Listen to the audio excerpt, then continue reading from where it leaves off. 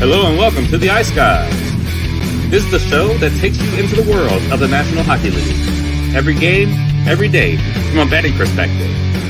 With pro sports handicappers, Ian Cameron, Alex B. Smith, and various guests from the world of hockey and sports betting. And now, here's your host, Ian Cameron.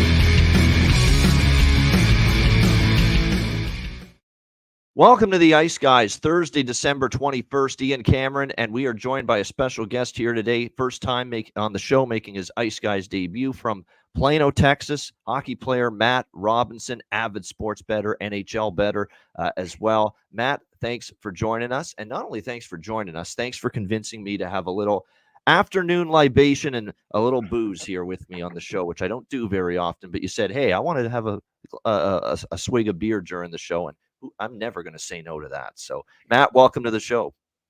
Thanks for having me. Yeah, super excited to be here. Glad I could convince you so that I didn't have to have a beer by myself. But yeah, super excited. Been watching the show for a while and happy to jump into it. No doubt. Happy to have you. So talk about how Matt Robinson got into his love for hockey growing up, how you got into playing hockey and the years you've spent playing hockey, all that good stuff. Tell our audience. Yeah. So I grew up in the Dallas area, Plano, Texas, to be specific, about a half hour north of Dallas. I'm a 92. I'm 30 years old. I'll be 31 actually on Saturday, so birthday's coming up. But so I was, 3-4 when the Stars moved from Minnesota, and then obviously they won the Stanley Cup in '99. I was 7 years old. That really kickstarted hockey, not just for me, but the whole town or the whole city of Dallas. I think at the time there was maybe one rink with 2 sheets of ice, and I think now there's upwards of 10, 11 rinks, all with 2 sheets. So I grew up playing youth hockey in Dallas, ended up playing juniors in the North American Hockey League for a couple of years. Also spent some time in the AJ out east, the Atlantic Junior Hockey League, not to be confused with the Alberta League. And then I ended up just playing club hockey at the University of Arkansas. I thought my competitive hockey was over after that, and ended up jumping on a team out here in Reno, Nevada, playing a little senior A. So still playing hockey, still loving it, but also getting into sports betting over the last couple of years as well. So, no doubt. What was it like being playing at Arkansas? I'm fascinated because Arkansas Razorbacks, I mean, we know football, basketball, huge. How did it feel like with the hockey? Was there, a rabid following, even if it was a smaller following? When people were going to the games there at Arkansas for your hockey team, it was probably the people that truly, truly loved hockey and had the passion for it, right? Yeah, it was great. We had some great local fans. Obviously, a decent following from the school. Our rink was a little bit off campus, so that was always tough getting people out there. But when they'd come, they definitely were loud. We played in a smaller arena, so it wasn't super hard to pack. And my first year there, we were just Division III club in the SEC. So obviously, anytime Ole Miss, Alabama was in town, we had a good crowd. And then we ended up moving to D1, where we played in the same conference as like Arizona State, Colorado State. So that year, obviously, some bigger name schools in the hockey world, and then also some awesome road trips out west. So, but yeah, it was great. But obviously you grew up in Texas, so you became a Dallas Stars fan, and you're part of that movement, Matt, that I assume where hockey started to really become more popular in the state and in, obviously, the Dallas-Fort Worth area with the, emergence of the Dallas Stars moving there from Minnesota when they were the North Stars. They go to Dallas in the mid-'90s, and it doesn't hurt either that they were a pretty good hockey team right away in the mid-'90s, leading, of course, to the Stanley Cup victory in 1999, beating the Buffalo Sabres. The now Hall of Famer, of course, Ken Hitchcock, head coach of that Dallas Stars team. Now, you were only, if I'm not mistaken, 7 years old at the time that they won that Stanley Cup back in 1999. Any memories whatsoever of that era, of that team specifically? Yeah. Obviously some big names on that team. Joe Newendike, Madonna, Brett Hull had the game winner. Some big brutal guys, Matt Machuk, Craig Ludwig, who I actually played AAA hockey for. He was one of our assistant coaches. Belfour, of course. So there were a ton of big names. They were, for lack of a better term, rock stars there in Dallas for that bit. They were kind of the veteran team, the bad boys, Zuboff, guys like that. So Great it was career. huge. Yeah, and he was unbelievable. I mean, that guy would play 35 minutes a night, no problem. And but yeah, it was awesome. And I think, to your point, that really kickstarted Dallas hockey. And so the guys that were 6, 7, 8 years old at that time, you see guys like Blake Coleman, Stefan Nason in the NHL. Got both of them on my cards tonight. So it's sort of triggered hockey. And I think that my age group and, maybe the year or two on each side kind of really got started. And now you're seeing Dallas produce guys that are in the draft each year. So it's been awesome to see. You know what's been crazy is that we have like multiple viewers and listeners of this show that are Dallas Stars fans. It's like, actually, I think of all the fan bases, like if we had to tally up which viewers and listeners, which of them had the most, which team they cheered for the most, I think Dallas would be up there among our fan base. We have a lot of Stars fans in our viewers and listeners. Now, obviously, there's a shit ton of Leaf fans, so that's not surprising at all. A few Montreal fans, a Buffalo fan in our chat, real deal. I'm a Buffalo fan growing up, Sabres, my team. And we're heartbroken from that 1999 series. And it doesn't matter the sport. Dallas just beats Buffalo head to head in these big time series or big time sporting events, whether it's a Stanley Cup final, whether it's multiple Super Bowls in that same decade when Dallas beat Buffalo, the Cowboys over the Bills. So just pretty crazy. Dallas is just Dallas likes playing Buffalo. Well, in the championship scenarios, playoffs, they do.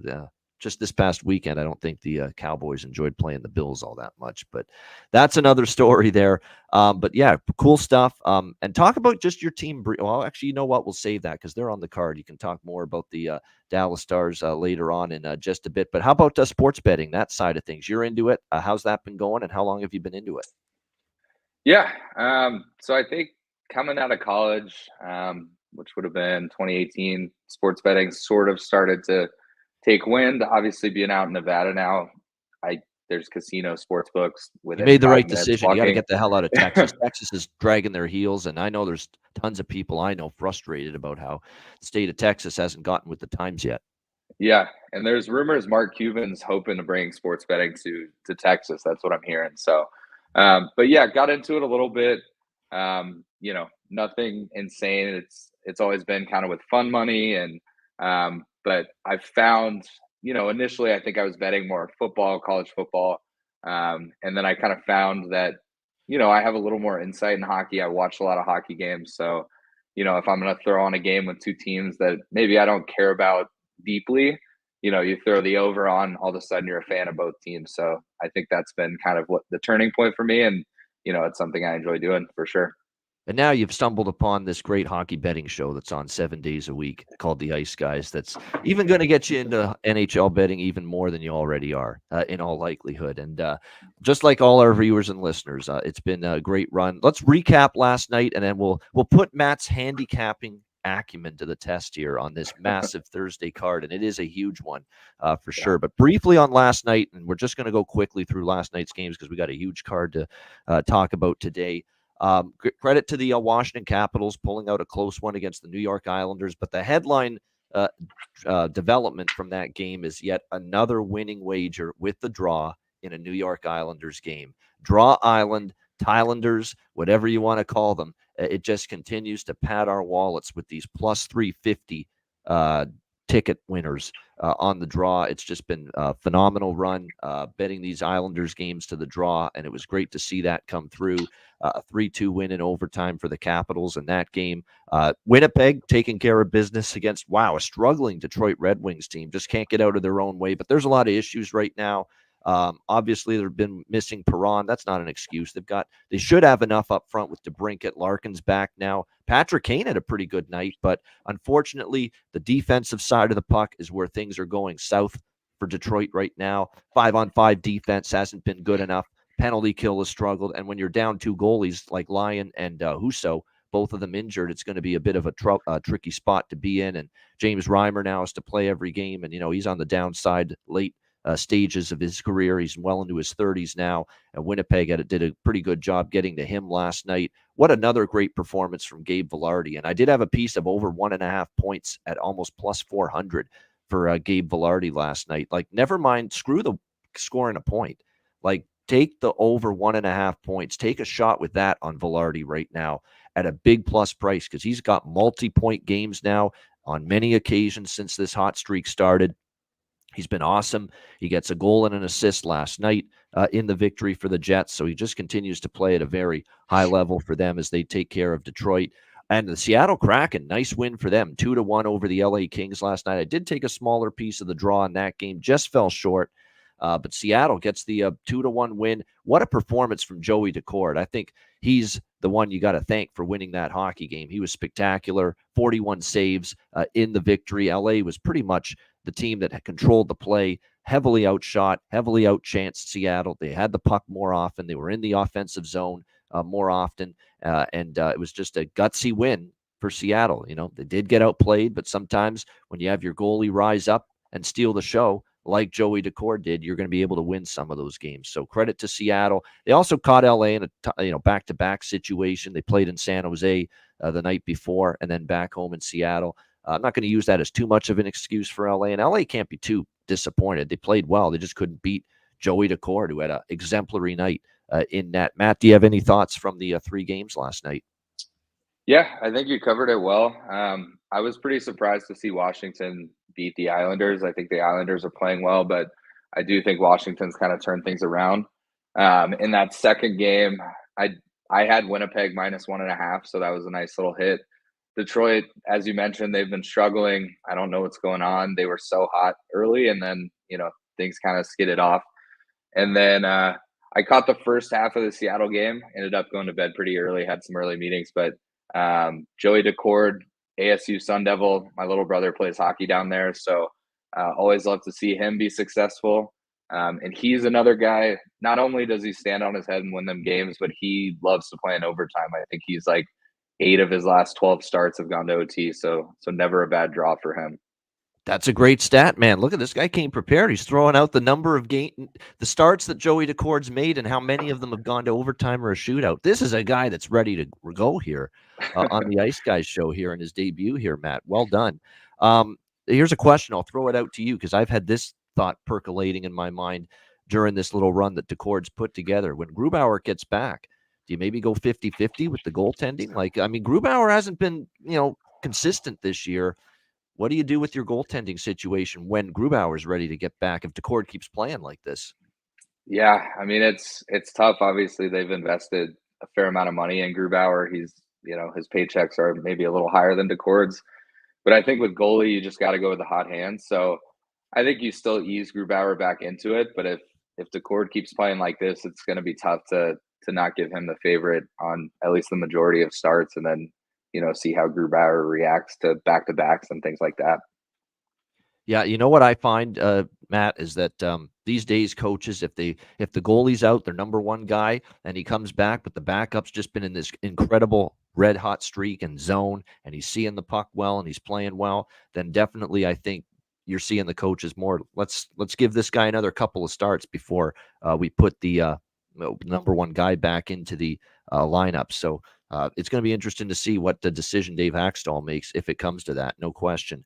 All right, let's get into it. It's a big Thursday slate, 12 games, and we will begin with a great matchup here, a matchup of recent Stanley Cup champions. Of course, Tampa Bay went back-to-back a few years ago. There was Colorado in between, and then there was Vegas, the Stanley Cup champions last year. So it's a great matchup here.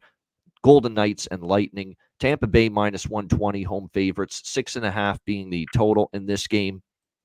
I don't know. It's a tough game here because you got Tampa Bay better at home this year. No question, 9-3-3 compared to just 6-10-2 on the road. Coming off a 6-1 shellacking over the St. Louis Blues, just dominant for the Tampa Bay Lightning from start to finish the other night against St. Louis. A very impressive performance, and talked about Gabe Vilardi being red hot for the Winnipeg Jets. What Nikita Kucherov is doing right now, it's just absolutely astronomical. 2 more goals for him the other night in that victory against St. Louis. It's almost like he's guaranteed to score 2 points every night right now. Like, you've been betting the over 1.5 points in every Tampa Bay game with Kucherov this year. You're up. You're up money. You're profitable. That much I can tell you for sure. So he's been absolutely terrific. It looks like tonight, as far as goaltending in this game, keep an eye on this for Vegas. This team just cannot avoid injuries at the goaltending position. Aiden Hill's already out, and his return is unknown at this point. When that will be, it's day to day, week to week. And then Logan Thompson ends up getting injured for the Vegas Golden Knights in the game against the Carolina Hurricanes. Now, he was not able to finish that game. Patera ends up coming in, and that's the guy that's next up. So you have no Aiden Hill. You have no Logan Thompson. It's likely going to be Jiri Patera who's going to get the start in net tonight for the Vegas Golden Knights. This is just going to be his third appearance of the season in minimal duty. He has a 3 goals against average and even 917 save percentage this season. So we'll see how he fares here. What a time to make your first official. Actually, I think he's made 1 start this year, yes, but his second start of the year, and it comes against a guy that's been arguably the best goaltender in the NHL for the last decade plus, and Andrei Vasilevsky. So interesting matchup here. I mean, I like Vegas usually. Conceptually, I like Vegas off a loss usually. You like the elite teams when they lost the previous game for a bounce-back effort, bounce-back performance. But you look at this Golden Knights team, and while they are 5-2 in their last 7, they struggled to get past San Jose, needed OT. Same with Calgary at home. They lose to Buffalo. They beat Ottawa 6-3, but Ottawa's obviously been reeling, and they just fired, of course, DJ Smith. And then at Carolina the other night, I thought it was very disappointing. Now, Thompson didn't play great, but they didn't play. That was one of the worst defensive games you'll see Vegas play the other night against Carolina. So I like usually to back really high-quality, elite-level teams, the best teams in the league off a loss. Usually they respond the right way. But, man, with Jiri Patera, a little bit of a wild card. We'll see how he plays in this game. I'm not so sure I trust him right now. I actually lean over, believe it or not, in this game, just because of the fact that I don't love it. There's other totals I like more than this. But, Vegas 6-3, 6-3, 5-2, 5-4, 5-4, 6-1, 6-3. I mean, they've gone over the total now in 7 straight games. The Vegas Golden Knights. Patera's a bit of an unknown. We see in the St. Louis game, Tampa Bay, when they're on home ice, they're capable of scoring, and they have put in 13 goals in their last 3 home games entering tonight. So I do lean a little to this over, maybe a small bet on that. Do lean to Vegas. I probably won't bet that, though, because I want to see more of what Patera can bring to the table. What do you think here, Matt? Vegas, Tampa. Yeah, obviously 2 teams that hit home in a negative way as a Stars fan, but both great teams. They've proven that, over the last 4 or 5 years. I'm definitely going to take the over. I think Tampa at home, they, like you mentioned, they score on fire. That place gets rocking. The goals just keep coming. I do think Vegas can put up some points. I'll probably take the first period over as well on that game. And then I saw it in the chat, but I love Tampa team total over 3.5. I think it's plus 130. If they do end up winning the game, I think they score 4 goals, no problem. So, yeah, I like. I might talk myself into a small Vegas bet. Everything's going to be smaller here. I don't love anything. I'm lukewarm on this game, so I'll go Vegas smaller bet over smaller bet, and I think I might sprinkle on the draw, Matt, because I'm looking at this right now. You look at the series history. 2 of the last 3 meetings have gone to overtime or a shootout. 3 of the last 4 head-to-head meetings, Golden Knights and Lightning here in Tampa Bay, have gone to overtime or a shootout. 3 of the last 4. So this is not my favorite draw candidate, but you can make a case for it. And I'm going to sprinkle a little bit on it here in this one. All right, Carolina and Pittsburgh. We've got Carolina minus 135, road favorites, 6.5 being the total.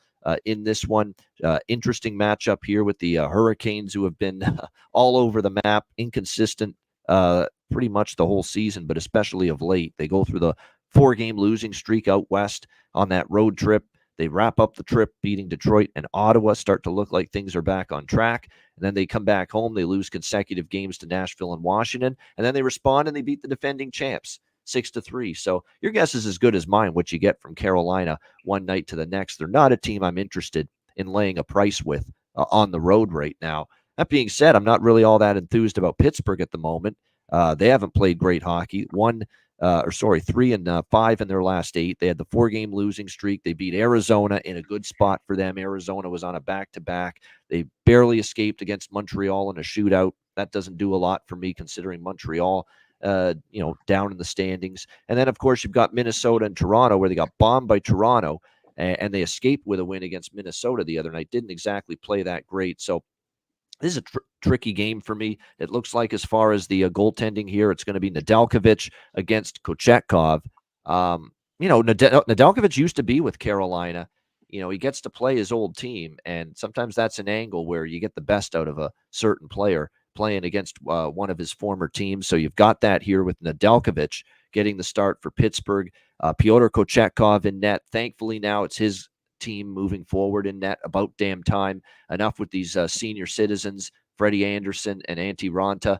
Raanta is down in the AHL. Anderson's hurt. I never understood, and Alex and I have said this a million times on the show, we never understood why Don Waddell signed both of those guys, re-signed them both, Anderson and Raanta, when you've got this goalie of the future waiting in the wings here in Pyotr Kochetkov. So I'm glad that Kochetkov's finally going to get these opportunities. This is a pass for me. I don't pass on a lot. I'm a high-volume bettor, as you know, but not a lot for me on this game. Maybe I'll look at a few props. That's about it. What do you think here, Matt? Carolina, Pittsburgh. Yeah, it's a big question mark for me too. As you mentioned, Carolina, they're so up and down. They look great one night. They look terrible 2 nights later. Pittsburgh hasn't impressed me all season. It'd be hard for me to take them straight up or even getting the puck line. I think my only bet there is, as I mentioned, Stefan Nason, Plano, Texas native as well. I think I'm going to prop him anytime point. But yeah, the over at 6 was kind of appealing to me. It's now live at 6.5. So I think I'll probably stay off that game minus the prop bet. I love that. That's the one prop bet I like. And I've talked about Stefan Nason quite a bit. As long as he's on the top line with Aho, he's undervalued as far as his props go, because this is an angle we've talked about, Matt, on this show, where what we love to target, or I'd love to target certainly, is the props involving the players moving up to the second line, moving up to the top line. You'll see the line mates that have been on the top line all year. They're like plus 130 to score a goal. The guy that's moved up to the top line to play with those guys, sometimes you get plus 300, plus 400 on them to score a goal. It's just such a great bet, such great value. Yeah, and he's great on the power play as well. He's playing with that top unit. He's in front of the net. Pucks are bouncing off his shin guards and in. So, I love him to get a point anytime tonight.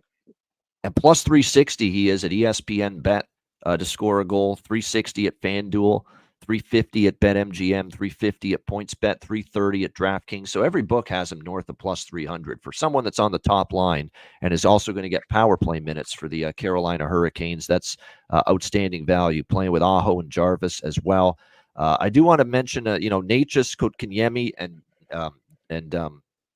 Bunting on the second line for Carolina. Bunting's one of those players. He's streaky. He's starting to streak in the good direction again.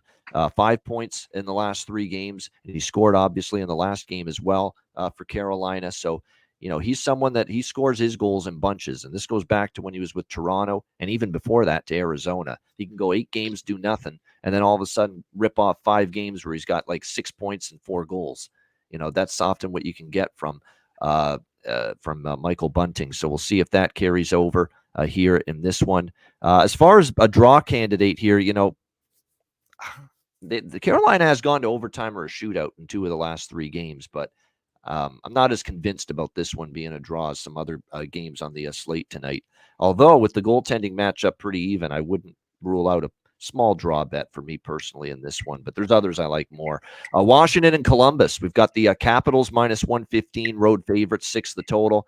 The Capitals capitalized, no pun intended, on the New York Islanders last night on a back-to-back, and they got the job done, obviously, in overtime. Now they're in the bad spot. They're on the back-to-back tonight in Columbus against the Blue Jackets, who have the rest advantage. Blue Jackets just completely laid waste to the Buffalo Sabres. I'm disgusted. I was embarrassed as someone that grew up cheering for the Sabres, watching that unfold. An absolute shit show it was for the Sabres in that game. We'll see if Columbus can build on that here tonight against the Washington Capitals. Washington, like I said, coming into this one after the win last night. You look at the Columbus Blue Jackets, and the one thing that concerns me is, and that's why this side is very, very tricky for me, they don't string wins together. And we say this all the time with these teams that are out of the playoffs and the weaker teams in the NHL, Matt. The reason why they're not very good is They're teams that just have a tough time putting wins together. And you look at every time Columbus has won a game recently, they've lost the very next game. Beat Ottawa, lose to Boston. Beat St. Louis, lose to Florida. Hang on against Toronto 6-5, and they lose the next game to New Jersey. I mean, they just don't string wins together, Columbus. That's been their issue here going into this game against Washington. So that being said, Washington favored on the road on a back-to-back. No, thank you.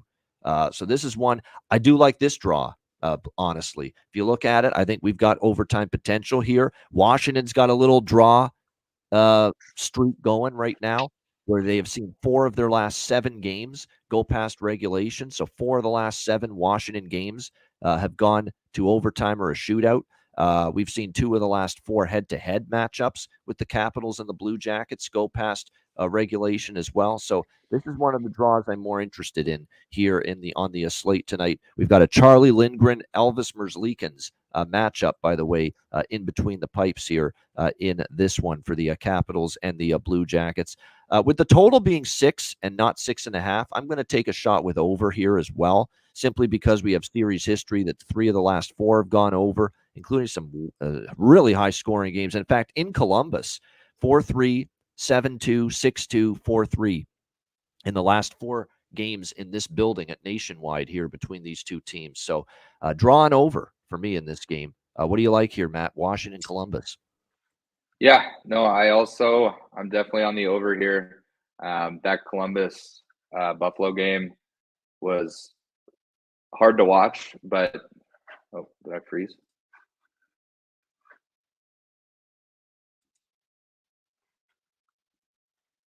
Did we lose Matt first? No, we got him back. I think you're back.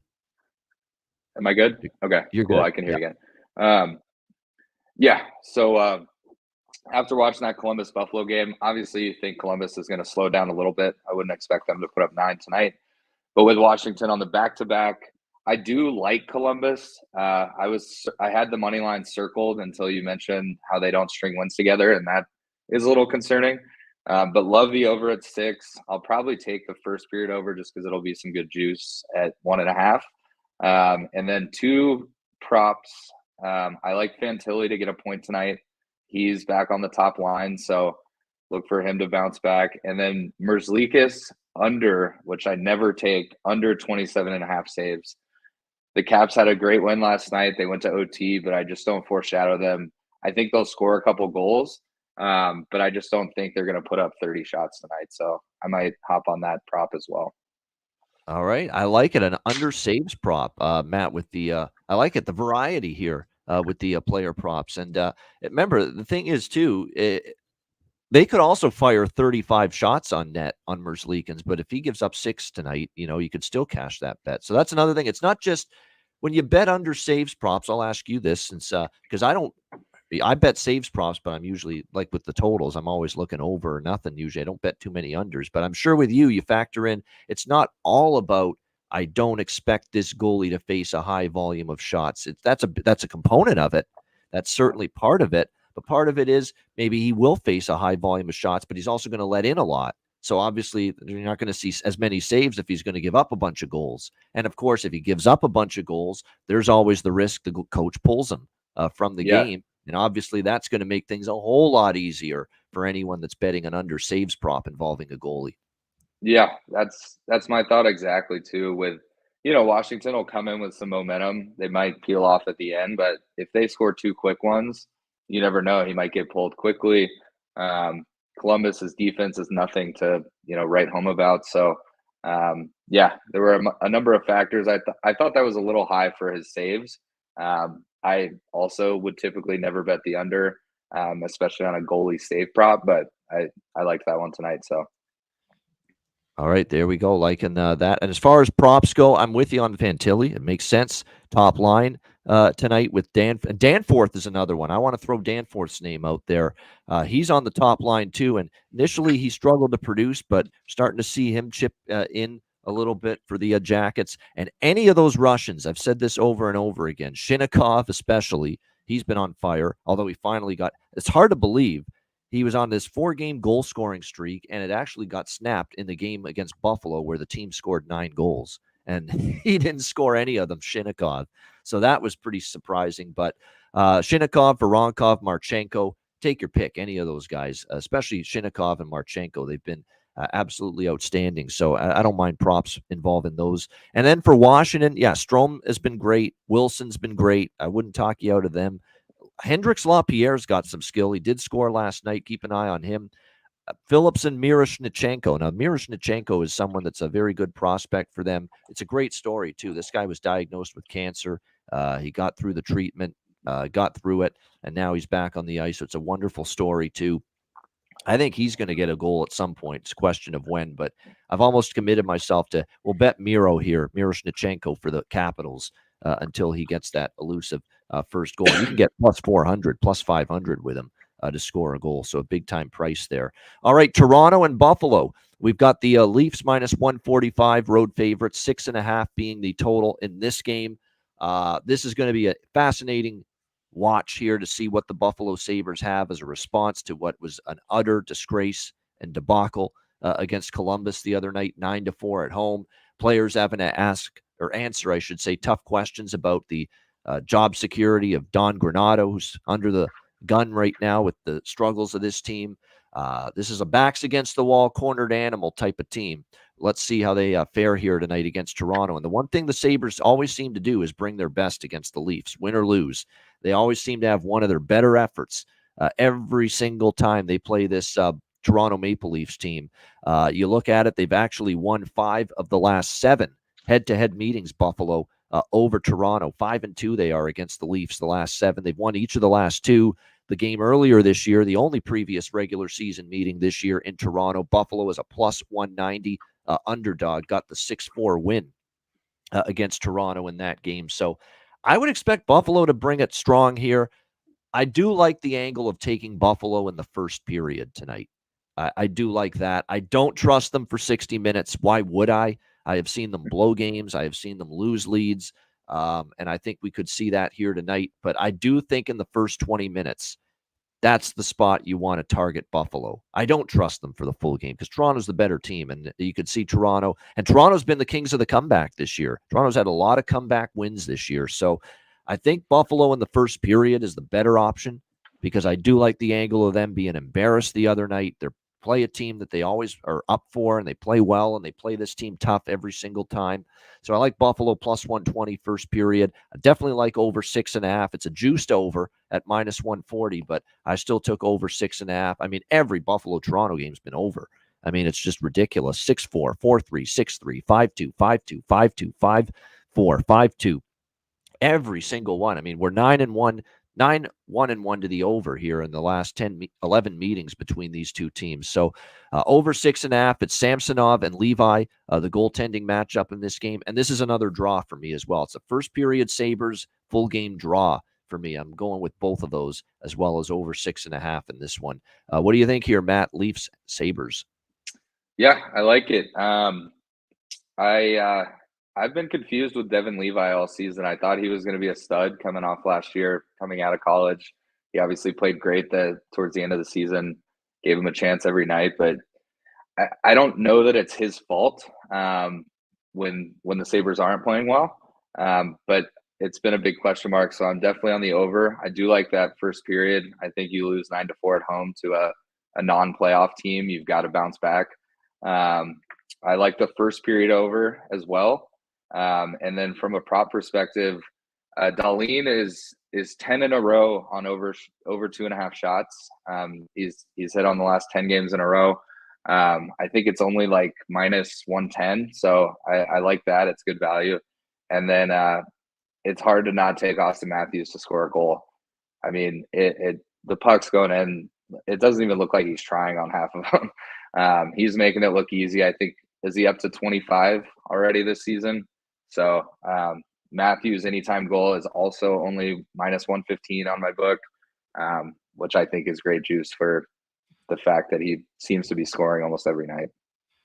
Yeah, he's been really good, and he's in one of those zones. You can tell when he's starting to heat up that now's the time you start to ride the Austin Matthews props because he is another streaky player. It seems like he scores. He can score in 10 games like 15 or 16 goals. but then he'll have 6 or 7 where maybe he scores 1. So that's kind of what you get with Austin Matthews. It's kind of an all or nothing thing, but when he's on this kind of a streak right now, you absolutely you could see it last for a period of time, and we've definitely seen that. There's a good prop game here. You're right. There's some good options here.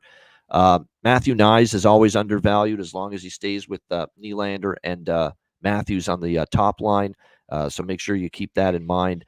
That's definitely worth a look. A lot of people noticing that David Kampf has been scoring a few more goals lately, although that was a few games back. He's gone quiet again. So, that's a little riskier, trusting him to find the back of the net. But for me, Dylan Cousins, JJ Peterka, Jack Quinn, expected to be a line here tonight. We'll have to see who's going to be on the top line, because there's a chance that Jeff Skinner, might be back here tonight for the Buffalo Sabres. And if he is back in the lineup tonight, he's likely going to reassume his normal position with Tage Thompson and Alex Tuck. So we'll see how that goes. And that would bump a player that I've cashed a couple of props with since he's been on the top line, Zach Benson.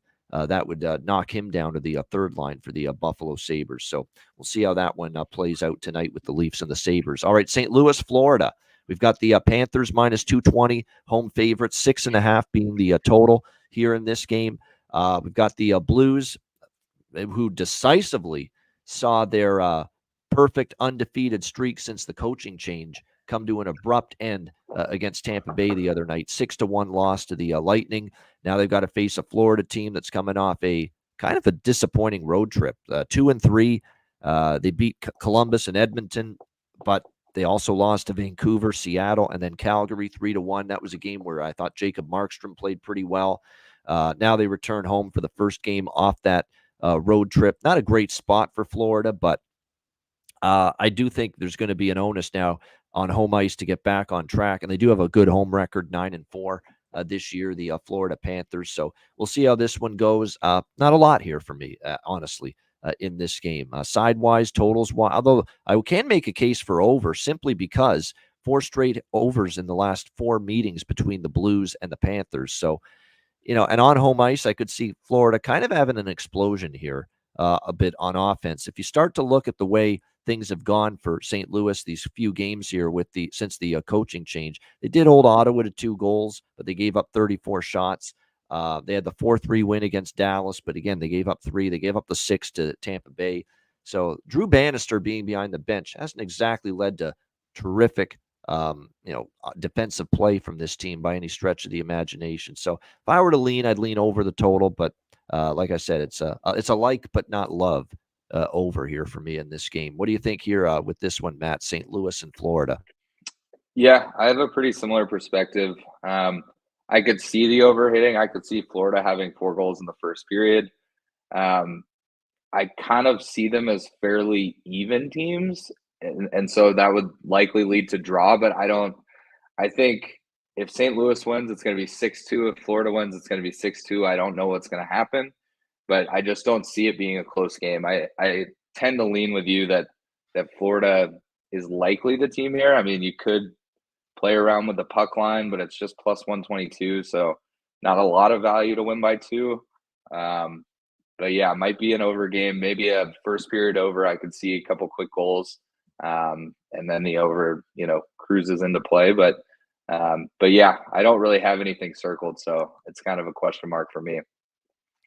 Yeah, and to be honest with you, I'm seeing Joel Hofer's in net, and he's had a bit of a struggle this year for the Blues. 3.14 goals against, .893 save percentage for him going into this game tonight. That's not exactly the numbers you want to see. I hate to do this again, but I'm just realizing it now, and I didn't see it initially when I first looked at this game. I usually look at the series history and it gives me an indication of totals trends and draw trends in this case, but it's hard to ignore the fact that we have seen 5 of the last 6 meetings, St. Louis versus Florida, 1-goal games, and 3 of those have gone past regulation, including each of the last 2 in Florida have gone to overtime or a shootout between the Blues and the Panthers. So, God, I hate to do it, but it might be another little draw sprinkle for yours truly there in that game. That's hard to ignore. That fits the draw criteria. If there's a draw formula and a draw model, that one fits the criteria. based on those numbers. All right, Nashville and Philadelphia. We've got the Flyers minus 115 home favorites, 5.5 being the total in this one. We've got this Flyers team just playing outstanding hockey right now. Great run it's been for them this year, including right now, where they have gone 7-1 in their last 8 games. And this team is the poster child of betting the draw right now. One of you can't. Of course, we know that Draw Island, the Thailanders, aka the New York Islanders. We know the Toronto Maple Leafs have played a lot of overtime games, and that's why we're on the Leaf Sabres draw again tonight. But this definitely is a spot where, look, Philadelphia. If people want to know why we're draw crazy right now, or at least I am, you do the handicapping work every day on this show, and you look at the amount of times teams are going to overtime, including this Philadelphia team specifically. You tell me if you don't want to bet the draw after seeing this. Philadelphia has gone to overtime or a shootout in a whopping 6 of their last 9 games. 6. Okay? 6 of the last 9 Flyer games have gone to overtime or a shootout. And one of the games that didn't was 1-0 against Detroit, a regulation victory, and it almost got there.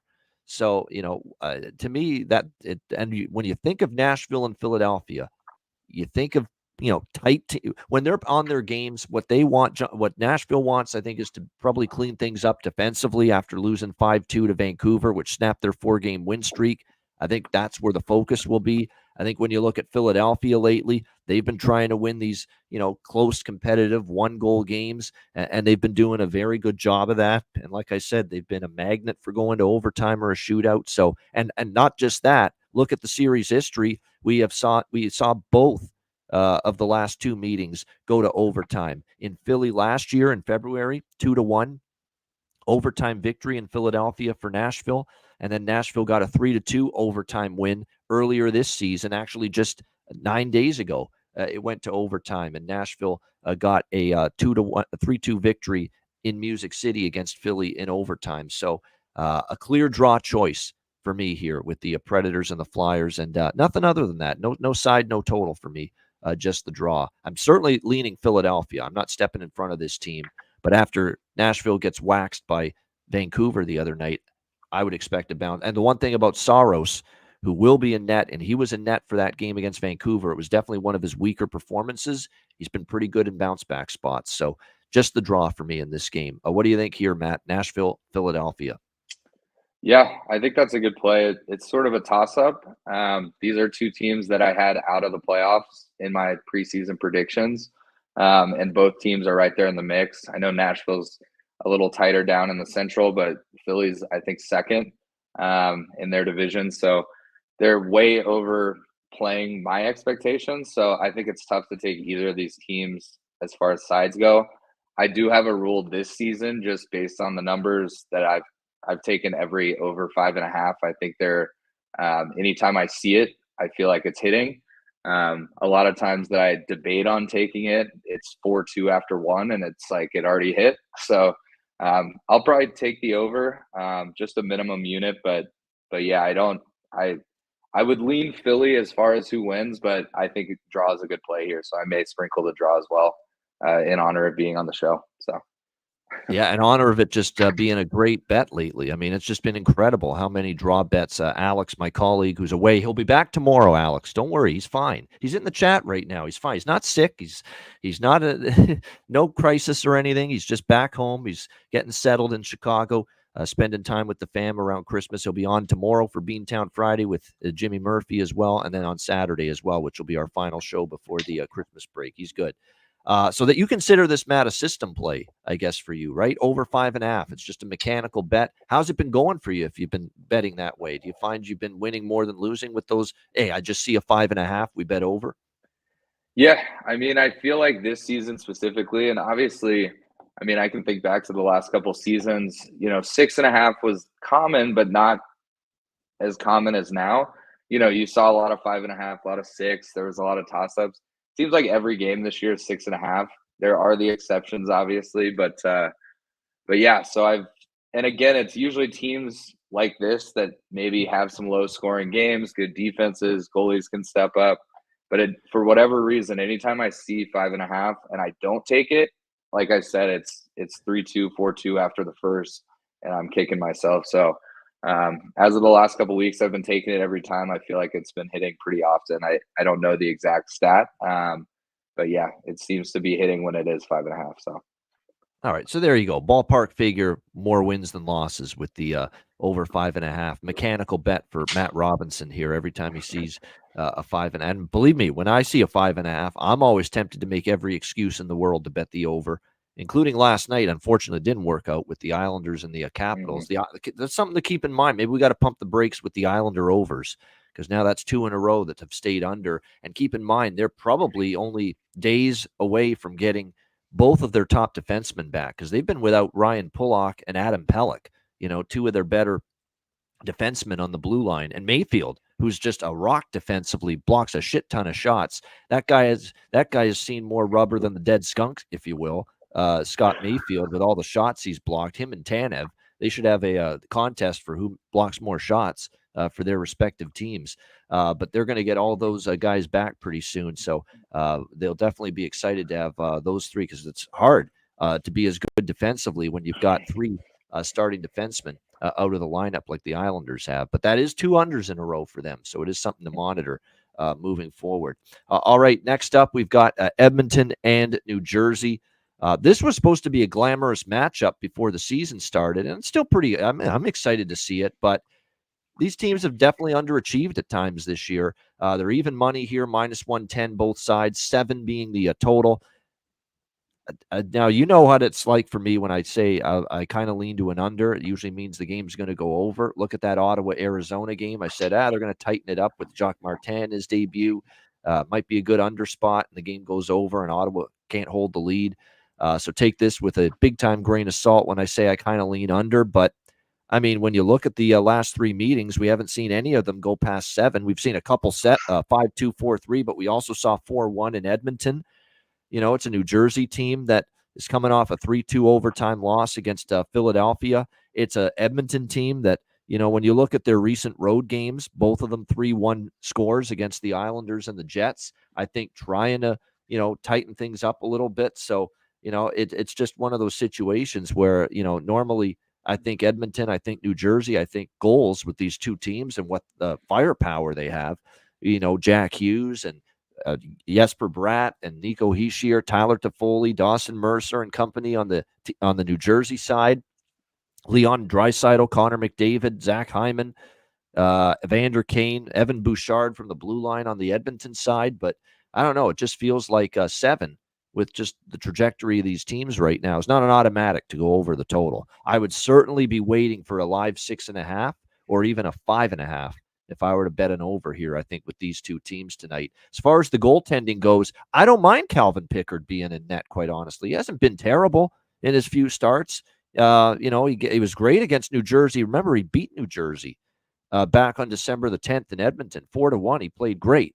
Now, the last game against Florida, he started. He gave up 5, and they lost 5-1, but he also faced 39 shots. So Edmonton did not make life easy on Calvin Pickard in that game. I would think that they're going to try to play a tighter brand of hockey. They certainly tried to do that against the Islanders in that game. We'll see how it goes.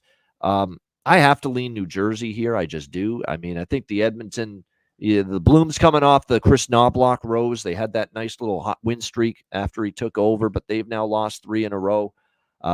15 goals allowed. Defensive issues have started to creep up again. And more than anything, the goals have dried up again. Just 1 goal in each of the last 2 games for this Edmonton team. So other than maybe looking at a couple props, it's not a whole lot for me other than a mild lean here to the Devils at -110. What do you think here, Matt? Oilers, Devils.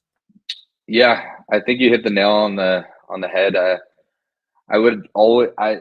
When we decided we were going to do this today, I had that game circled as an automatic over, but just given how, both teams have been playing, I do think things could open up. I do like the idea of living it, but with my luck, every time I try and live bet, McDavid goes down and scores 40 seconds into the game, and then, it's 7.5, and, it goes upwards from there.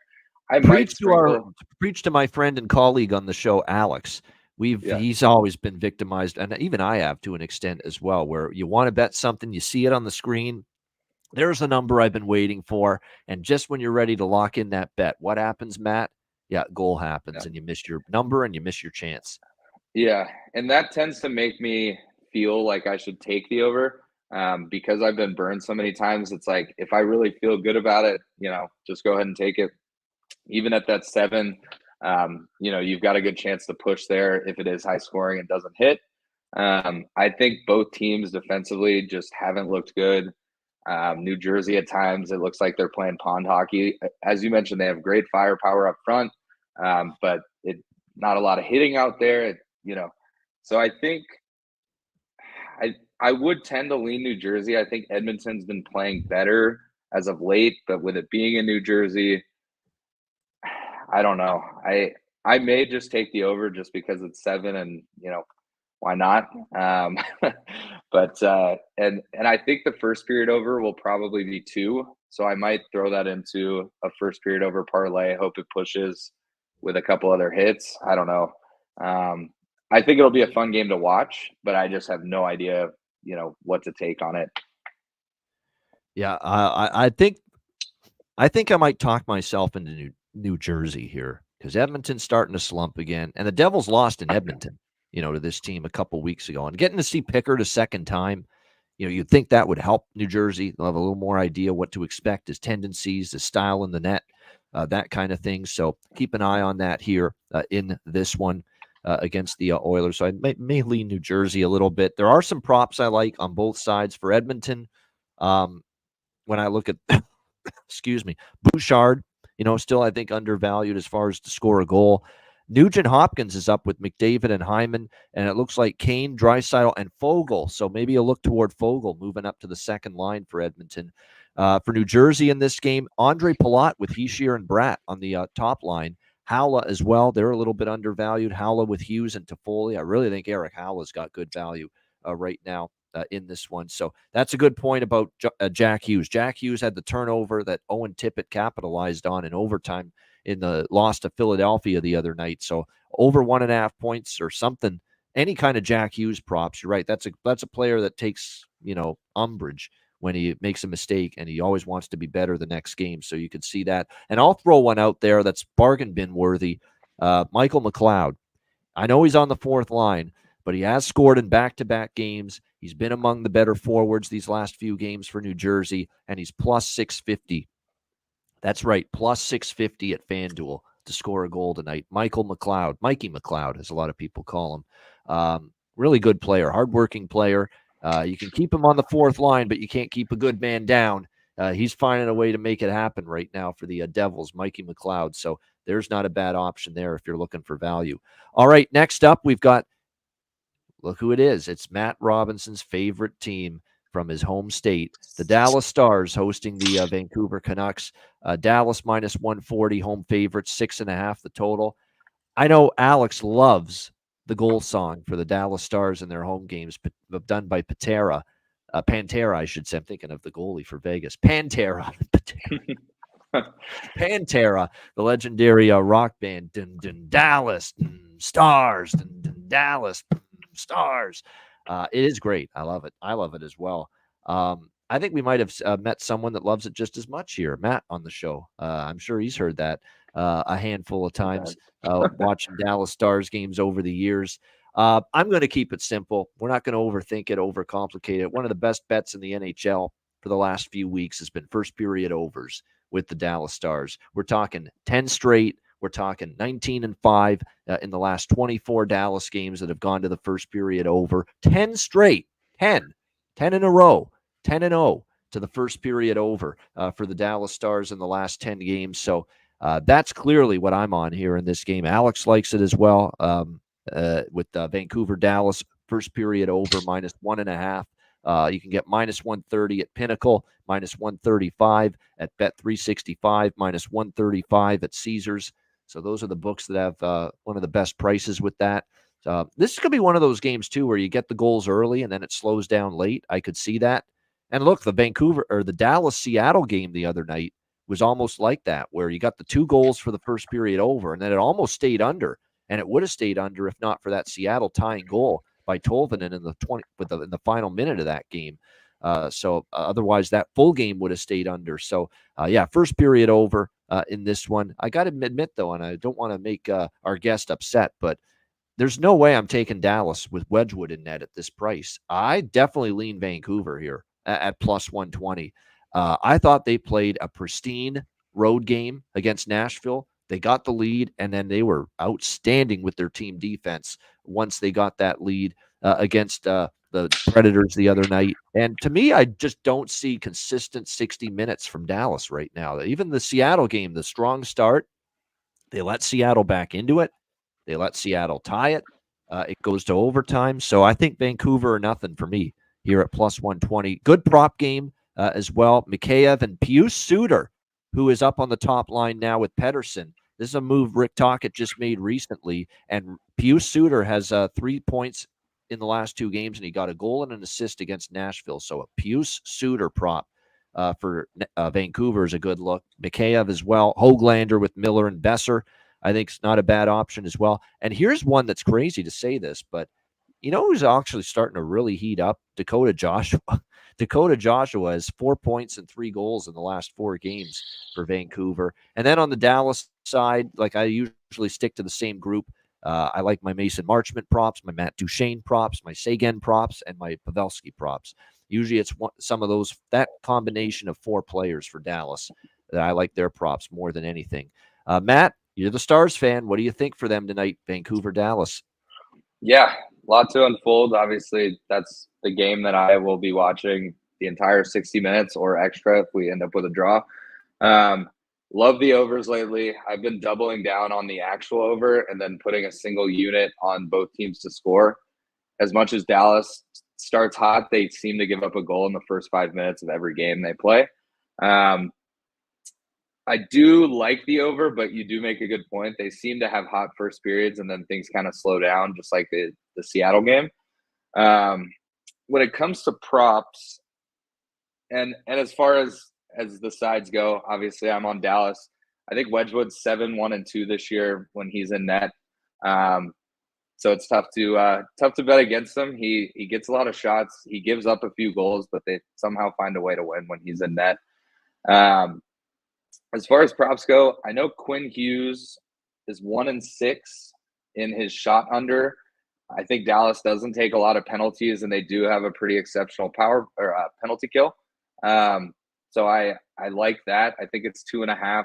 You know, I assume he'll get a shot, maybe, but 1-6 in his last 7. And then I'm the same way with the Stars. That Duchene, Seguin, Marchment line. Duchene was a big question mark signing. Obviously, Dallas fans were excited. A lot of other fans were saying, you know, what a waste. He just got bought out. For the value that they signed him for, he's made Marchment a better player. Seguin looks the best he's looked since, you know, maybe his Boston days. So that line's flying. Another sneaky bet that you can get some good odds are Ben to get a point is plus 100. I think, you know, he seems to show up against the Western Canadian teams. He's a Vancouver Island boy. I love that prop for tonight. I'll definitely be taking that. And then Wyatt Johnston has had what seems to be a quiet year. He's put up 20 points, 19, I think. He's 20 years old, so he's in his sophomore year. But he's been kind of under the radar, so I think you can get some good odds on him sometimes. In some games, he'll explode from a shots perspective, so sometimes a shot bet, if you can find it at 1.5, it's a steal. But yeah, I love the first period over. I love both teams to score. I know Vancouver has some firepower. I don't think either team is exceptional on D so far this season. So yeah, I mean, I'm hoping it's a 8-2 Dallas win, but in reality, I think it could be a 4-2 maybe with an empty net pushing it over. So yeah, I'll be all over Dallas per usual, but I will put in that Quinn Hughes under bet as well to make me feel like I'm taking some Vancouver, even though it's hoping for less shots. To me, it feels, Matt, like, and this is not me being anti-Dallas. This is the odds makers being anti-Vancouver. I mean, plus 120 right now for this team. Like, what am I missing? What am I not seeing? Is this some kind of team that just should be treated like an absolute, fraud? I mean, they're it's almost like they think Vancouver's is complete fraud pricing them like this. Like, this is a team that is playing great team hockey. They've played this way. They're 22-9-2 for fuck's sakes. Like, what do you want from this team at this point? 22-9-2. They got a good enough road record, 10-6-1. They've had a great home record, but the road record's above 500. They've won more than they've lost on the road. They're 6-1 in their last 7 games coming into tonight. They've won 7 straight head-to-head meetings against the Dallas Stars. That's another thing. Dallas just hasn't been able to beat this team. Like, this is just, to me, disrespect. Disrespect. As my colleague on the NBA show that I do on Pub Sports Radio says, Dutch, that's dis-motherfucking respectful. That's exactly what the odds makers are being here with the Vancouver Canucks. So for me, that's a very hard proposition to turn down, getting them plus 120 right now. With Demko in net, by the way, tonight as well. With Thatcher Demko in net as well, who's had an absolutely outstanding season. He's in the Vezina conversation right now if the season were to end today. So, yeah, I'm going to add on a little Vancouver, and I certainly like the first period over as we've been riding that.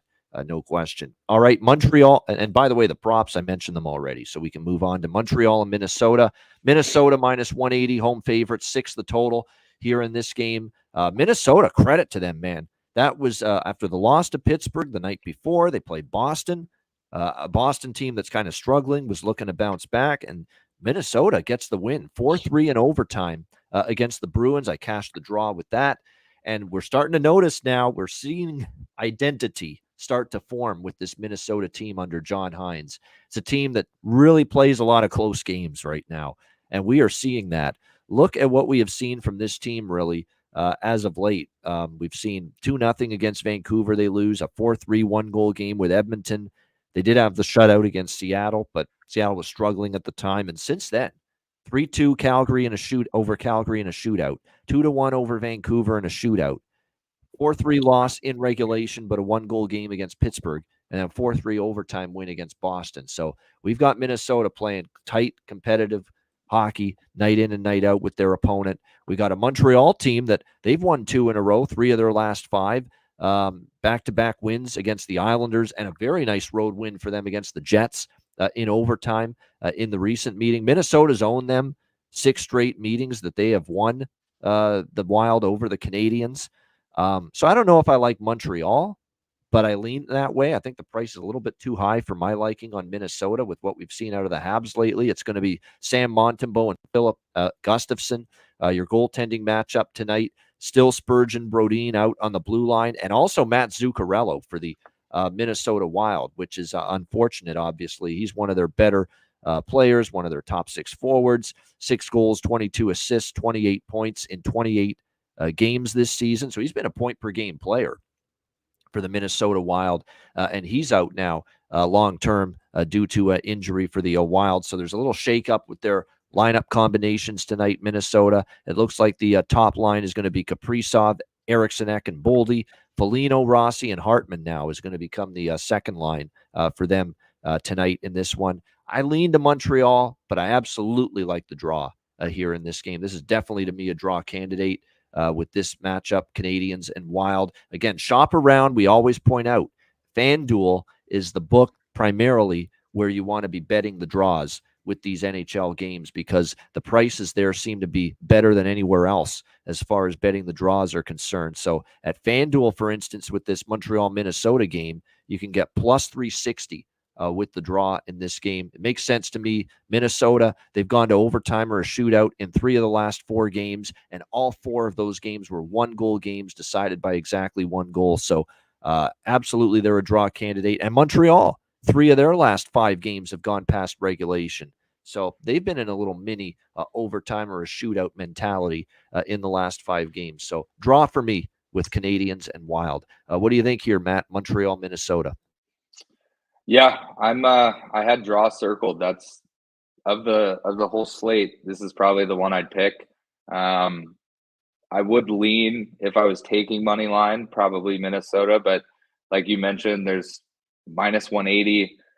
Montreal can very easily win this game. So usually when I'm back and forth like that, I tend to go draw. And especially, being on the show, you're the draw king. So I think I'm going to go draw here. I don't hate the over at 6, but I could also see this being a 2-1 overtime win. So I'll probably stay off the over. With Boldy playing on that top line, I like Boldy anytime point. I think he struggled through the beginning of the season. Once the new coach came in, I think that kind of helped his confidence a little bit. Maybe getting a fresh start. He looked great in the playoffs against Dallas last year. I mean, they struggled to put points on the board, but he was all over the ice. So Boldy anytime point and draw would be my play from this one. Yeah, Boldy, and I'll throw one out there for Montreal. This guy couldn't find the back of the net worth a damn and just couldn't buy a goal for all season, really. And all of a sudden, here he is now with 3 goals in the last 2 games for Montreal. And I say, ride it again, Josh Anderson. He's found his way for the Montreal Canadiens all of a sudden, and that's the way it works. That's the way it works. You go like 15 games without a goal. You can't buy a goal. You hit the post. You hit the crossbar. Goalie's robbing you blind on a nightly basis. You miss the net. You shank a shot. Whatever the case may be, there's just all kinds of opportunities, and the puck just doesn't go in. And now all of a sudden for Josh Anderson, for Montreal, here he is with 3 goals in the last 2 games.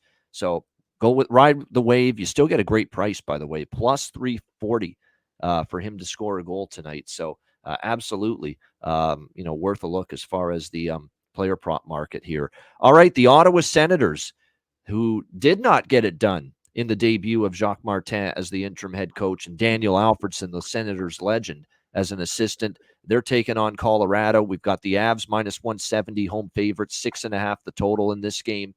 And I ranted about this because I had Ottawa first period and a little bit more on the full game with Ottawa the other night. That game they blew to Arizona, up 3-0. They end up losing 4-3.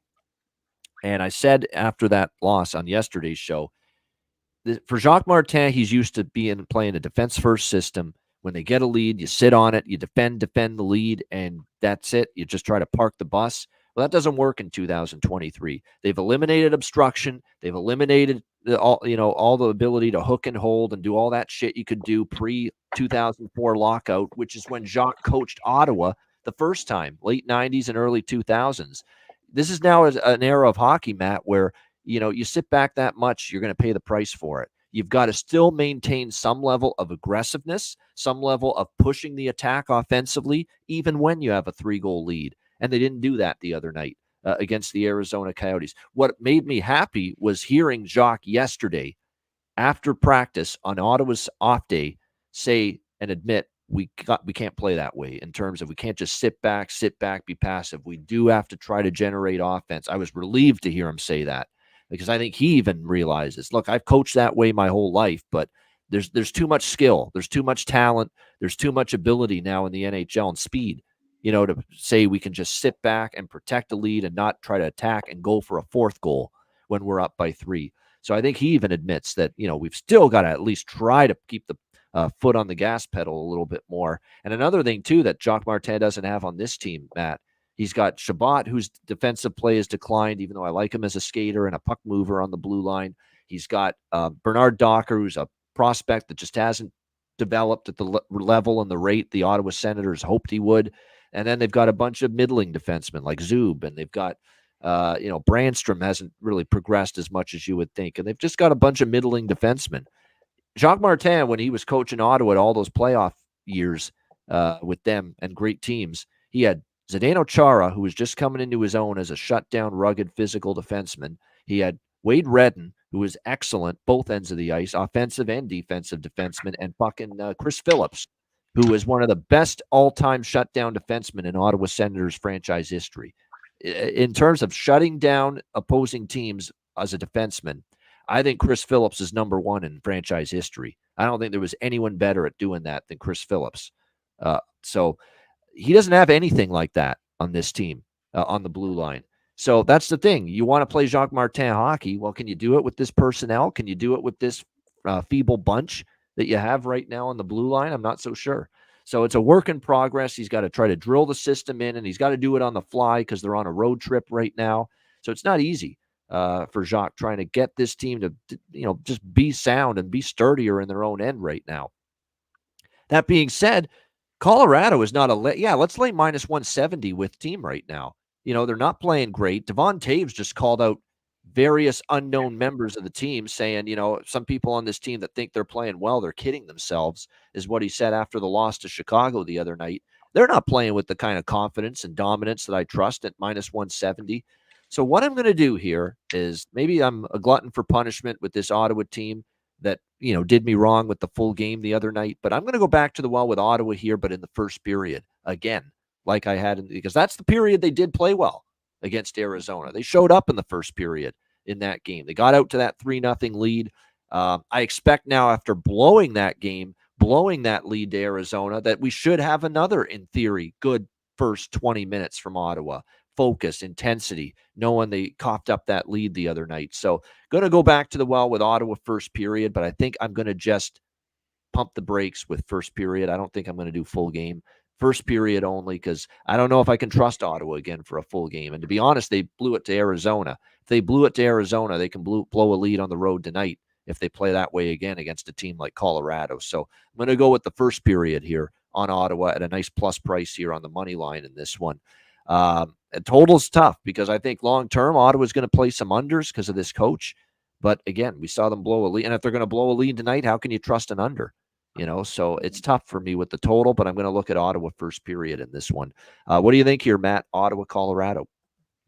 Yeah, I think those are some great points. I think, I do think Ottawa comes out with a hot start, but at the same time, I've seen, player call outs and interviews. I was going to mention the Tays comment.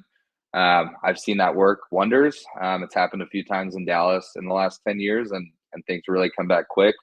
I think both teams to score in the first might be my play, as opposed to Ottawa money line, just because I do think Colorado will have some jump. They are at home, the Mile High City. It's always a bit of an advantage. I actually like there. that. I like that. I agree. I think that makes sense. The first period, both teams to score. Yep. Yeah, and I do think Ottawa will come out strong after the loss. I do think Colorado comes out fast. As you mentioned, Ottawa's defense, there's nothing exceptional from a shutdown perspective. I think Sanderson's a great defenseman, kind of a Cale Makar style player, heavy in the offense, skates the puck well. I don't think either goalie has blown me away at any point this season. So that will be my play. I might sprinkle the over. I'm kind of back and forth on it. You mentioned parking the bus. As a Stars fan, when Rick Bones was there, he obviously took the team to the Cup. He was great in the playoffs. They were sort of built for the playoffs, and I do think you can play that style a little more in the playoffs. You can get away with a little more from a penalty perspective. But I know that a lot of Stars fans would agree with me that it was frustrating, a lot of regular season, going into the third up 3-1, 3-2, and then all of a sudden they're in overtime, just playing too defensive. So I do think Ottawa will maybe snap that tonight. I think he may push for them to stay on him, which would lead me to maybe an over, maybe a 3-3 draw. I don't know. I think I wouldn't take Colorado given the minus 170, minus 175, depending on the book. But I sort of lean Colorado to get the win. But I think this one could go high scoring. So I'll probably jump on the over, and definitely both teams to score in the first. Yep. I after what I saw against Arizona, I could only lean over. But my thought process is, when he starts to finally drill in this better defensive process with Ottawa, you'll eventually see unders, but it might take until they get home for them to start to figure it out, because it's tough to instill a new system, and it's still a coaching change on a road trip, especially a long road trip out west like this. So that's why I said, people are saying after the Arizona game, I'm not betting on Ottawa the rest of the season. Well, you can never truly act that way and say that, because it's a long season. There's going to be ups and downs, smiles and frowns, for every single team. And maybe you just got to give Ottawa an opportunity to get back home after this road trip, and then let Jacques Martin work with some practice time with the team and see if that maybe gets things going. Yeah, it's a good angle that Cuban mentions in the chat here. McKinnon is 2 goals away from 300 in his career. So what that means is, he's at 298. If you think he goes the extra mile to get that milestone tonight, 2 goals for McKinnon at plus 600. Yeah, I mean, I could see it. It's not bad. We see that quite a bit. And you're right, most of his goals are at home. So, definitely. He does seem to score in bunches as well. It's like if he scores in a game, him scoring 2 is not unheard of. So I like that. Makes sense. It makes sense. Miles Woods picked it up offensively lately for the Avs, so he's not a bad option. And then Rantanen and Chushkin, we've talked about them ad nauseum. They're continuing to just be cash cows for the player props on the Colorado side. It's been a little bit more spread out lately for Ottawa as far as their offense lately.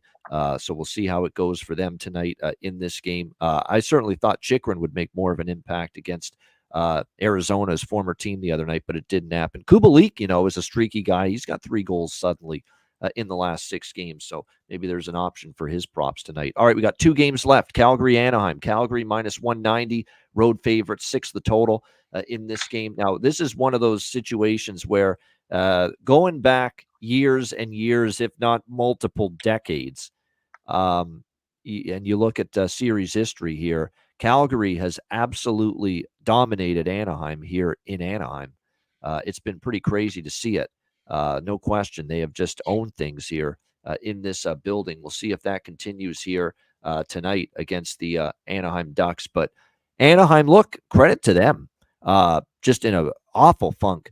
5-game losing streak. I think they were 1-9 before the 5-game losing streak ended. And then they get back-to-back wins to end their recent road trip against New Jersey and Detroit. So credit to the Ducks for that. It's an Anaheim team that's had their struggles. They're still without Mason McTavish, still without Trevor Zegras. Lucas Dostal confirmed in net tonight for the Ducks. We should see Jacob Markstrom back in net for Calgary. He returned against Florida in the last game for the Flames, and he played very well in that 3-1 win over the Florida Panthers. So we'll see if he can keep it rolling here tonight against the Anaheim Ducks. But the price has just gotten way too carried away now. I mean, if certainly it opened minus 145, that's a price where even I might be interested in Calgary a little bit, not now at minus 190. And it is Anaheim coming back off a long road trip on the East Coast. So it's not exactly a great spot for the Anaheim Ducks necessarily here coming back home off that road trip. And look, home ice has not been kind to the Anaheim Ducks either this year. They have more road wins than they do home wins. 7-9 on the road, just 5-10 the Anaheim Ducks this year on home ice. So this is one of those games for me that not a whole lot of interest, side or total for that matter. Probably a pass. Maybe I look at a prop or two. And even then, the prop market for me is kind of tame in this game. Well, other than Sharon Govich, you have to go back to the well with Igor Sharon Govich. I could make a case actually for Coleman as well for the Flames. Blake Coleman, if you look at him the last few games, 3 goals in the last 5 games. He's actually on a 7-game point streak right now for the Calgary Flames. So Blake Coleman, Igor Sharon Govich, props involving those 2 players. Certainly like both of them here in this game for Calgary. What do you think here in this one, Matt? Flames, Ducks? Yeah, I've got Coleman over a point. It's hit 8 of the last 10. As you mentioned, it's 7 in a row, 8 of the last 10. Love that because I do think Calgary is the better team. I think Calgary wins this game pretty easily, just given the history. I don't think it's worth taking them at minus 190 or anything. But I do think they go into Anaheim and win this game. And if they're going to win, Coleman, I like him to have a point. I thought about the over a little bit. Since it is 6, this might be one that you live at 5.5 if there's no scoring early, or maybe even get it at 5-10 minutes into the game. Because again, I think Anaheim will get a power play goal here or there. I think they maybe put in 1 or 2. But I think Calgary could easily have 5 or 6 goals on their own tonight. So that might be a play. I don't love the first period over. I don't think either team is necessarily like hot starts goal wise. So I may end up just playing Coleman's over point or over half a point. I want to say it was even money when I last looked. So 8 of the last 10, even money. Got to take it.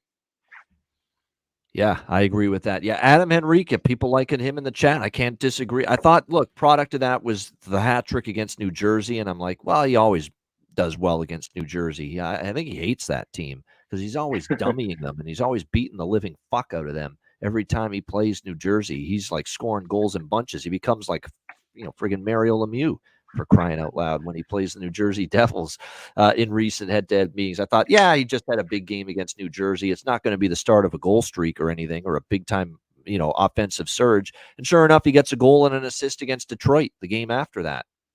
So now we have to treat it like it's a nice little offensive surge right now for Adam Henrique, with 6 goals in the last 5 games, 7 points in the last 5 games for Anaheim. So definitely liking. I agree. I'll hop on that prop too with Adam Henrique in this one. No question about that.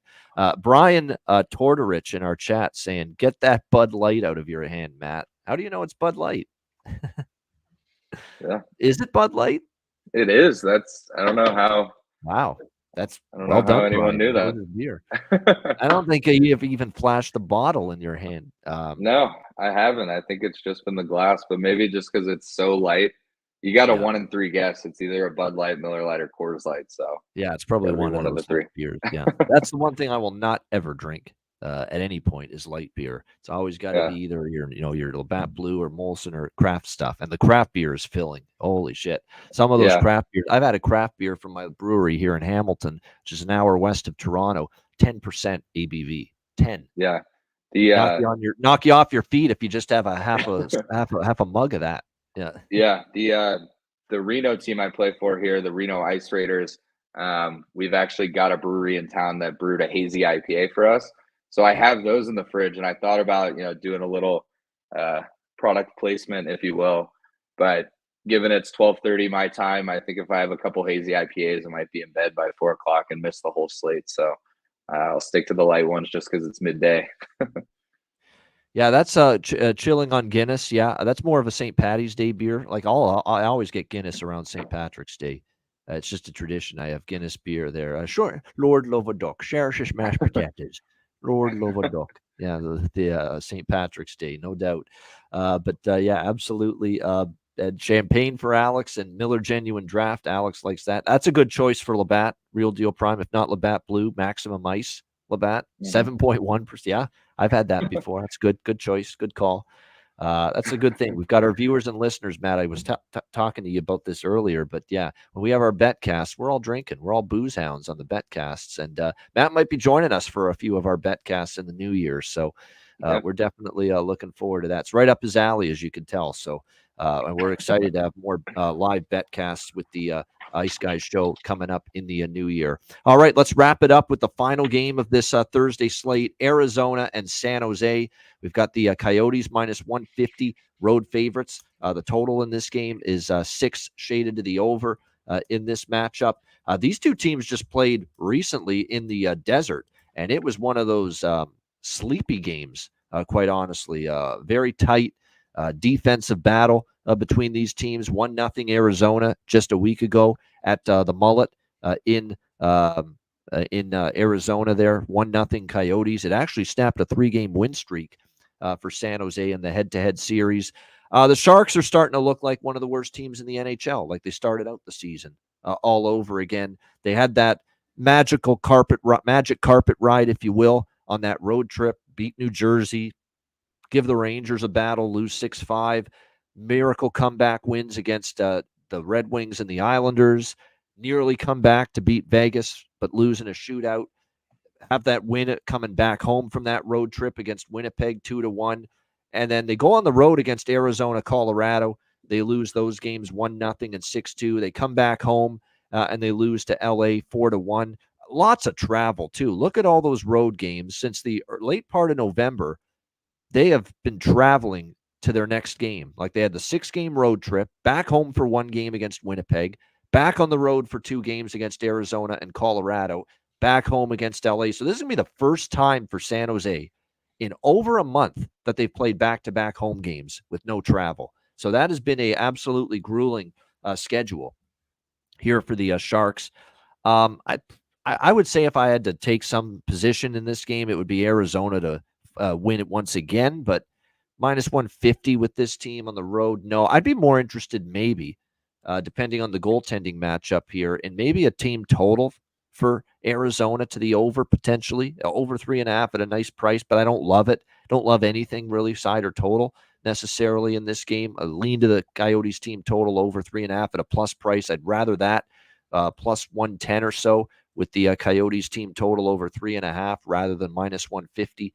But in this one, nothing much more than that. Total is kind of tricky because if you look at the head-to-heads, we've seen a good mix of overs and unders. San Jose's been kind of trending back under 3 of the last 4 games after that over streak they went on the road. I find with San Jose lately, it's been unders at home, overs on the road with them. So we'll see if that continues. And then for props tonight in this game, I would look Alex Kerfoot. It looks like is up on the top line tonight for the Arizona Coyotes, and actually he moved up there against Ottawa in that game. And his ice time has been getting greater. He's gone up to like 20 minutes the last few games. He's got points in back-to-back games. So Alex Kerfoot, goal, assist, any props involving him makes sense. Maybe you look Michelli and Krause on the second line. Now, our guy Michael Carcone, Matt, is someone that we have been riding with his goal props for a long time, and regression might finally be starting to hit this guy. He's now scored or gone without a goal, I should say, in 4 straight games. So we'll have to park the bus for now on Carcone because it looks like finally he's cooling off a little bit. It looks like Vimelka and Blackwood, by the way, going to be the goaltending matchup in this game. All right, Matt, what's your thoughts here? Final game on the slate, Arizona, San Jose.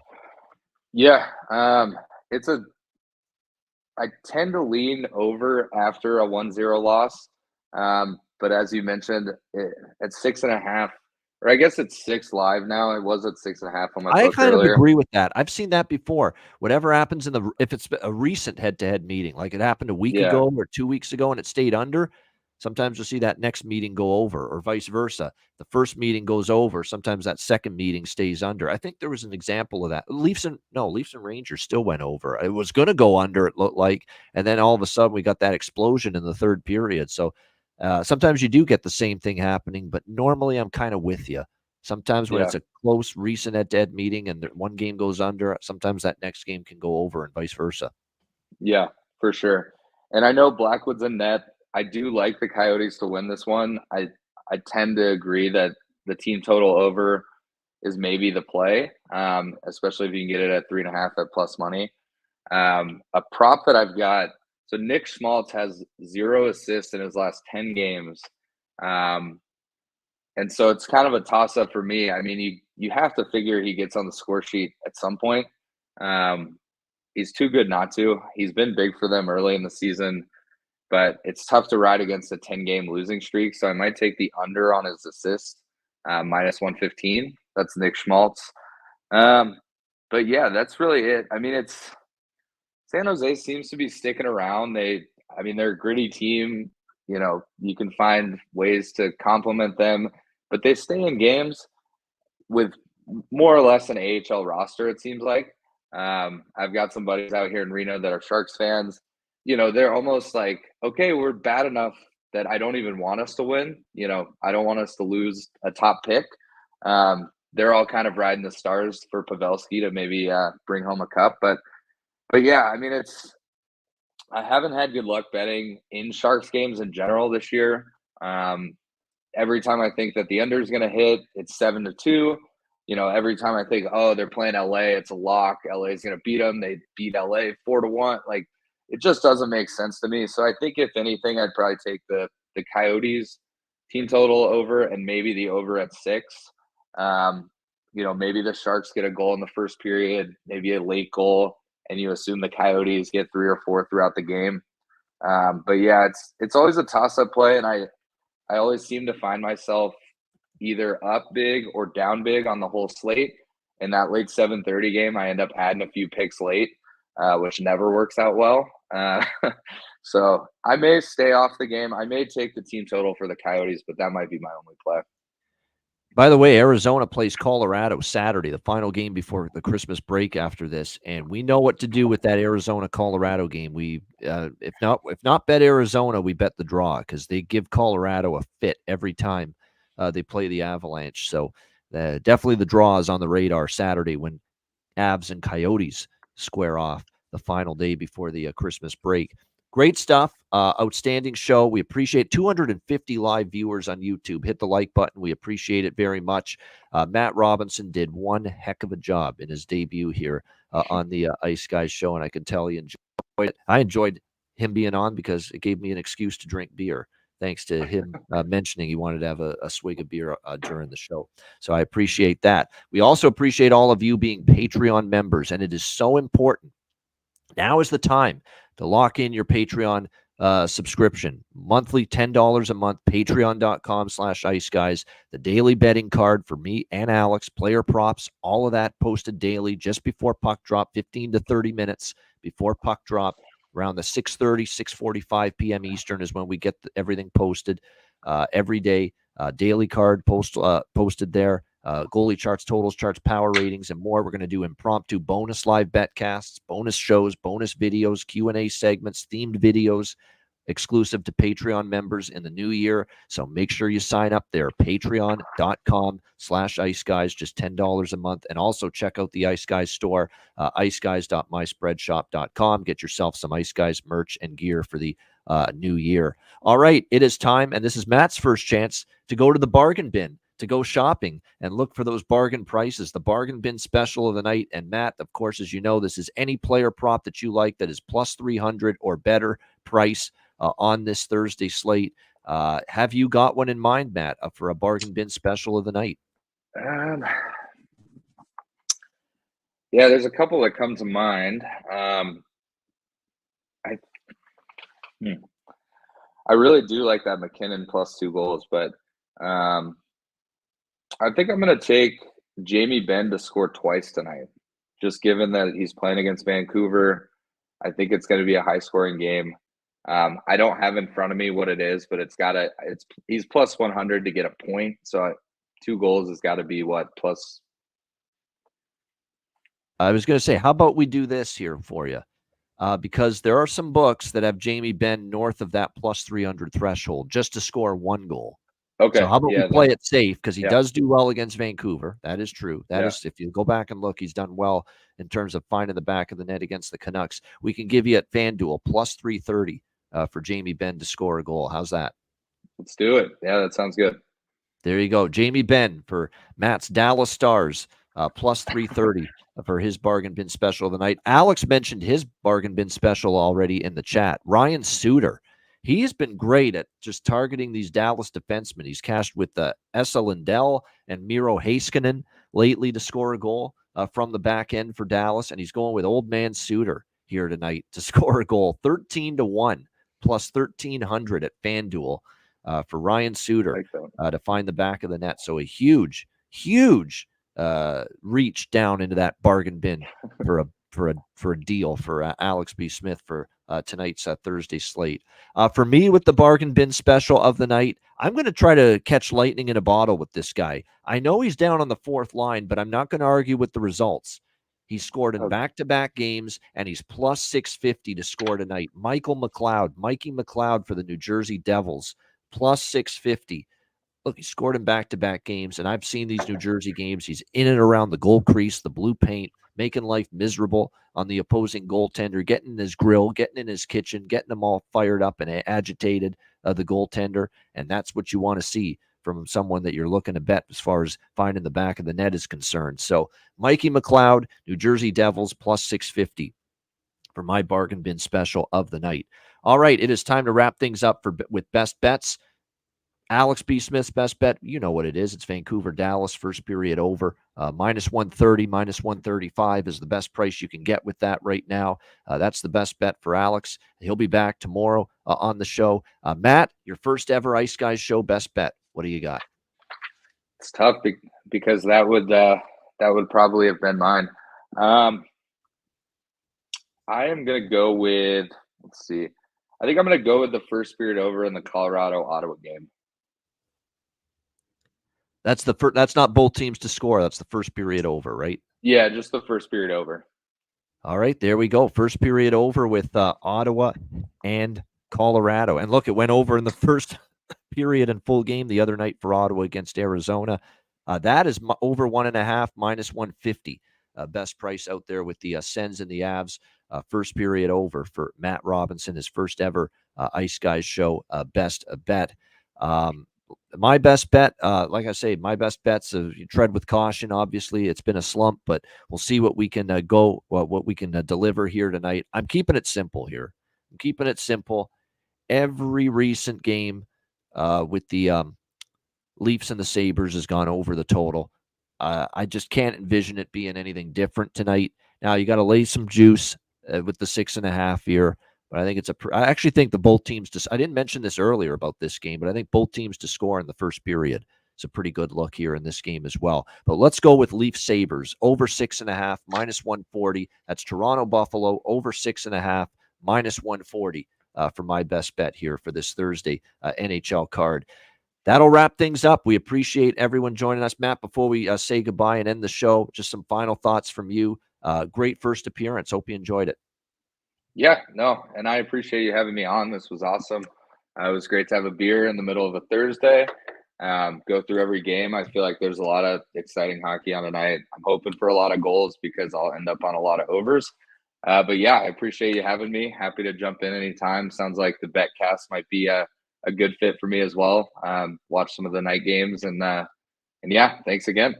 It's been awesome. And especially being on the West Coast like you are in Nevada. Like the main betcasts we have, we go right till the end of the night, like at 1 a.m. Eastern, 10 a.m. Pacific when the late games wrap up. So, yeah, definitely you're welcome to join us for the betcast. And we'll get you on a bunch of times on the Daily Show in the new year again as well. No doubt you did a great job. You were well prepared. You knew what you were talking about. You checked all the boxes. You passed we gave you a PTO, player tryout here, Matt, and you're getting a contract, my friend. How's that sound? Fuck yeah, I'm pumped.